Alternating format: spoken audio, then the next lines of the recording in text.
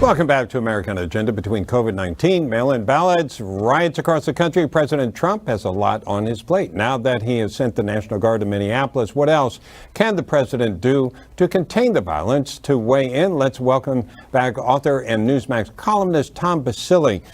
Tom, there are some people clamoring, saying the president needs to give a national speech. Didn't sound like he was planning on doing that if you listen to Kayleigh McEnany, who was in the Brady room today.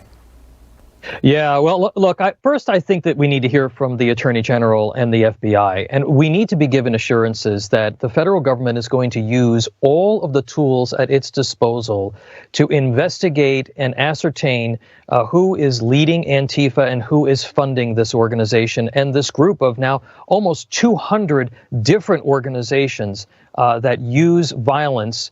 And they are, a domestic terrorist organization. I mean, in terms of their practice. So I think that it's important that we hear from the Department of Justice and understand the steps that they are going to take to protect our communities.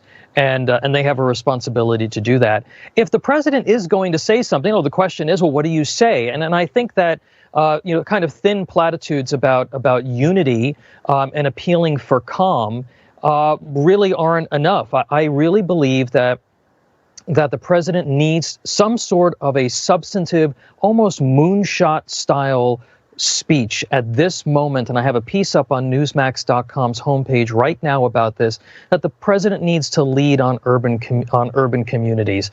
And it's a long time in coming that in this country we have the inconvenient conversation about chronic systemic inequality and issues that we have in communities of color, particularly in our urban environments all over this country. And I think that the president has an opportunity to use this circumstance to say, you know what, we're not only going to bring people together, but we're going to try and address these problems. Tom, do you think that if the president doesn't address the nation or give that speech to create that unity, that could jeopardize him getting reelected? Well, look, a lot of the people who are clamoring for him to give a speech are usually the same people, once he gives a speech, who complain about the speech that he gave.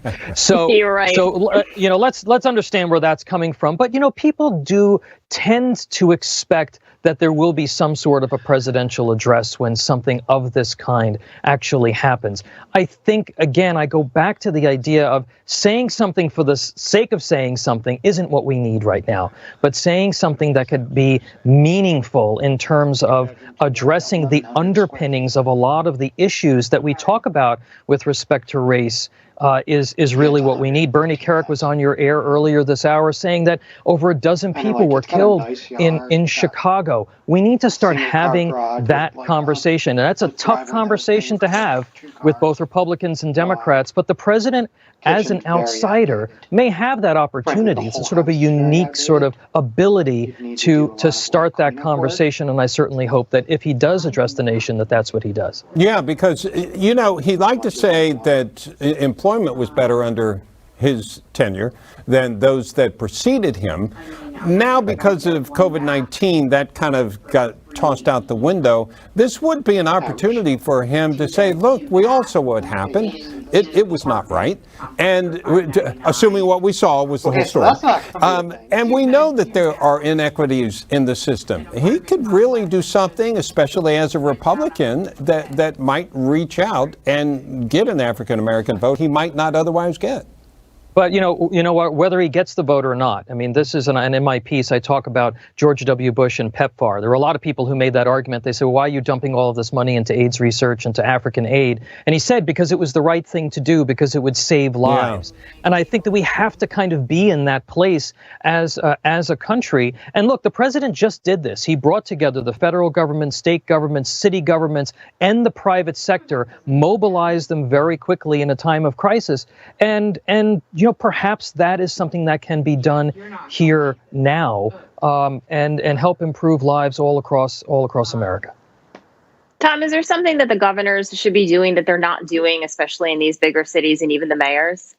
Yeah, we tend to see, particularly in the bluer states, a reticence to use police force to quell these protests. And we hear a lot of Democrat mayors talk about cooling off periods and not being as aggressive as they should be with the use of the National Guard. But yeah, you can't compound the tragedy by allowing these cities to burn. And again, this is not really the black community. These are outside mobilized agitators who are well funded and well coordinated who do this, and so it's very important that the people understand that sometimes these police officers are not given the ability to use all of the tools at their disposal, all the tactics at their disposal to try and save these neighborhoods. Yeah, that's what Bernie Carrick said. Tom Basile, thank you so much for joining us today. I know we could talk about this for hours. We really appreciate it. And